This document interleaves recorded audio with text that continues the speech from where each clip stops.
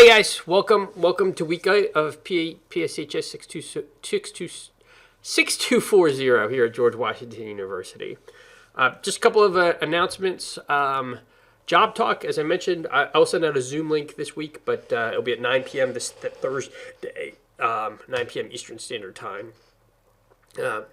I'll just mention again what I knew of the job situation beforehand. Things have changed even in the last week. So I will give you my thoughts, take them with a grain of salt at this point. Also use that if there's any questions or issues. No requirement to attend, but just I want to offer that to you. Final paper due Sunday next week. I know some people are behind on some of the discussion points. I get it. We're adult learners. We've got other responsibilities. But a couple of things. One, let me know if that's an issue. And two, I cannot give you an extension for a final paper. That is due on Friday or on Sunday at 11:59 p.m. So yeah, just do it. I give you some time this week. There is the Capitol Hill January 6th discussion, but other than that, I want to give you also some time to do your final paper. So last week, again, the jihadist radicalization threats. How do we get from, why is there a jihadist threat, or why was there one, particularly in the wake of 9/11, or in the wake of 9/11 rise of ISIS, and even going into what we saw in New Orleans just a couple of weeks ago.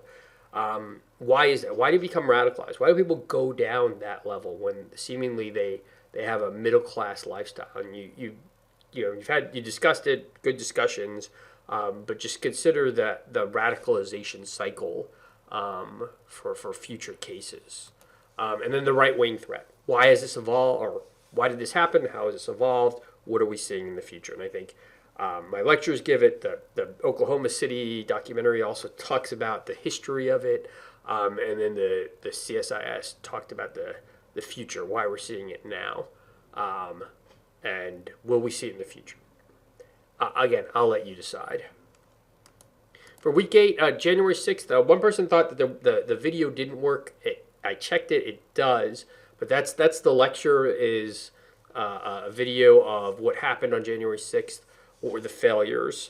And I'm going to change my mind here in the discussion. If you want to write your paper, you can write it on intelligence failure, you can write it on the radicalization that I just talked about.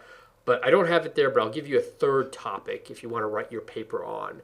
And if you want to write your paper on January 6th. I've given you a lot of readings. You don't have to do all the readings, but if you can do your paper, I'd recommend going through them. And I want you to kind of answer these questions. What were the key intelligence indicators that were missed? What were reasonable measures that could have been implemented to stop the January 6th attack? And finally, what are we going to look like in the future? We just had an election, and there were no issues, and that's a good thing. But, we're going to have midterm elections, we're going to have state elections, we're going to have a future election, 2028. What happens if it's closer than it was this past year? What happens if there is potential for violence? What happens if there's intimidation? So we might not see another January 6th, Capitol attack, but we might see other things, and I want you to kind of think about those going forward. And if you want to write your paper on that, I will let you write your paper. So I hope to see some of you on next week. I did have a great class. I really enjoyed the discussions. I really enjoyed your inputs. If there's anything I could do for you in the future, don't hesitate to reach out. And again, I've talked to students about jobs. I've talked to students about careers well past after their class. So you have my point of contact information.